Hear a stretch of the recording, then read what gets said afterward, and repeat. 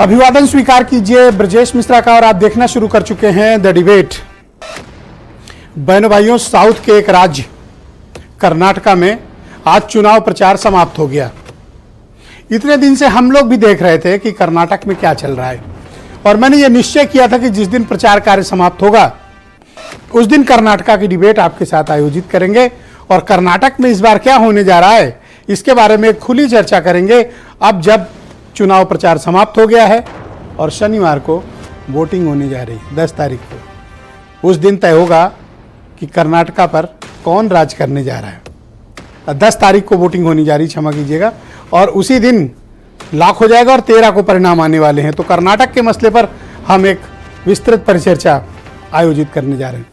बहन भाइयों, कर्नाटक का चुनाव बहुत ही दिलचस्प दौर में पहुंच चुका है। 224 असेंबली सीट्स वाला यह राज्य इस बार भारतीय जनता पार्टी कांग्रेस की सीधी टक्कर कर्नाटका में दिखाई दे रही है और ये टक्कर कोई मामूली नहीं है और ये टक्कर बहुत बड़ी है, जहां पर स्थानीय नेता पीछे छूट रहे हो लेकिन दिल्ली नेतृत्व दोनों पार्टियों का बराबरी से चुनाव लड़ रहा है। भारतीय जनता पार्टी जो इस वक्त सत्ता में है, सत्ता में वापसी के लिए बीजेपी जबरदस्त संघर्ष कर रही है। भारतीय जनता पार्टी की पूरी टॉप लीडरशिप कर्नाटका में ही पड़ी हुई है। प्रधानमंत्री ने इतनी रैलियां और रोड शो की हैं कि अब भारतीय जनता पार्टी को लगता है कि मोदी के नाम के सहारे और उनके चेहरे पर हम ये चुनाव जीतेंगे और सरकार में लौट सकते हैं।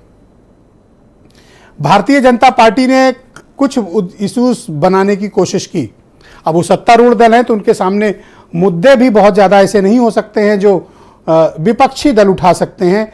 लिहाजा बीजेपी ने जहर को, सांप को, बजरंगबली को, आरक्षण के मुद्दे को भुनाने की पूरी कोशिश की। वहीं कांग्रेस ने अन्य राज्यों के मुकाबले इस बार बहुत ही व्यवस्थित तरीके से संगठित होकर और मुद्दों के आधार पर चुनाव लड़ा। पूरे चुनाव के दौरान कांग्रेस लीडरशिप और कांग्रेस का फोकस बम्बई सरकार के 40% कमीशन के इर्द गिर्द ही घूमता रहा। भ्रष्टाचार का मुद्दा, बंगलौर और आसपास के क्षेत्र में इंफ्रास्ट्रक्चर का मुद्दा,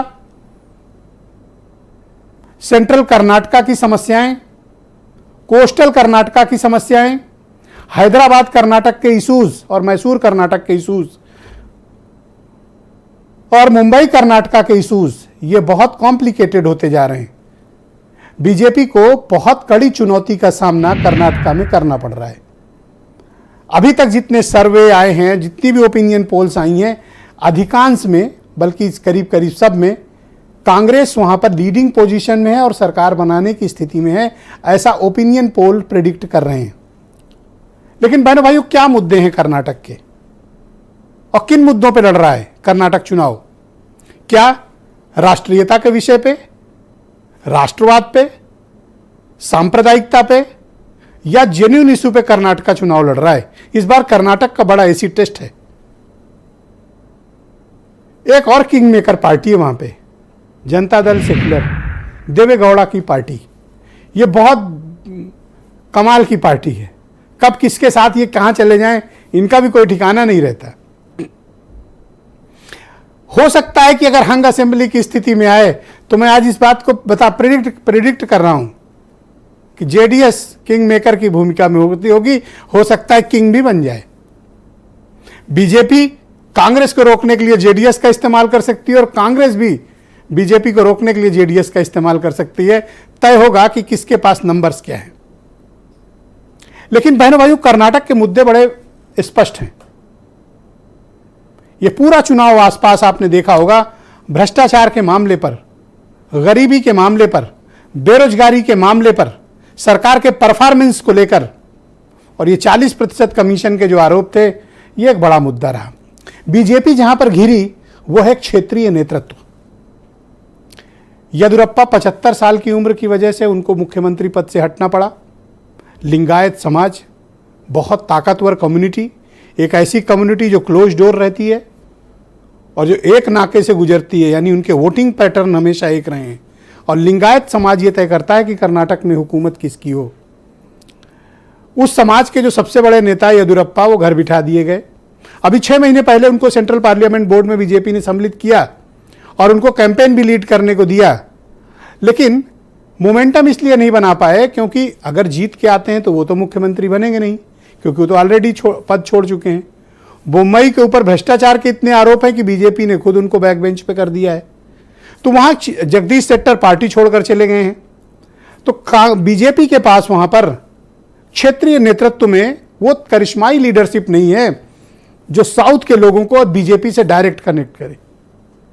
ये एक बड़ी समस्या से बीजेपी गुजर रही है। वही कांग्रेस के पास सिद्धारमैया भी हैं, कांग्रेस के पास डीके शिव कुमार भी हैं और खुद राष्ट्रीय अध्यक्ष मल्लिकार्जुन खड़गे वहीं से आते हैं।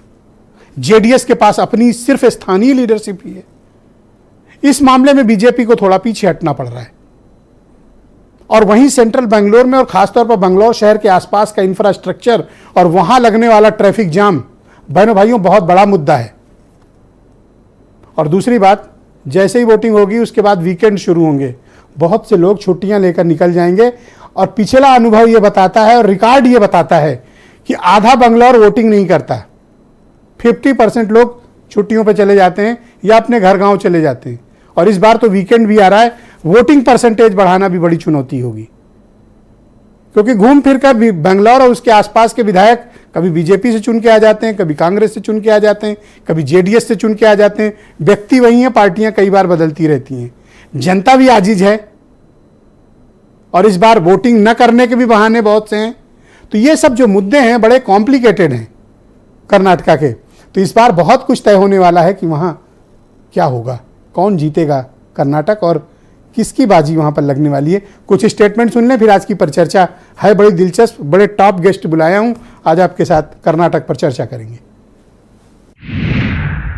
कांग्रेस इतनी डरी हुई है, इतनी घबराई हुई है कि झूठ बोलने से गाड़ी नहीं चली। तो जो लोग इन दिनों चुनाव प्रचार नहीं कर रहे हैं उनको भी लाना पड़ रहा है।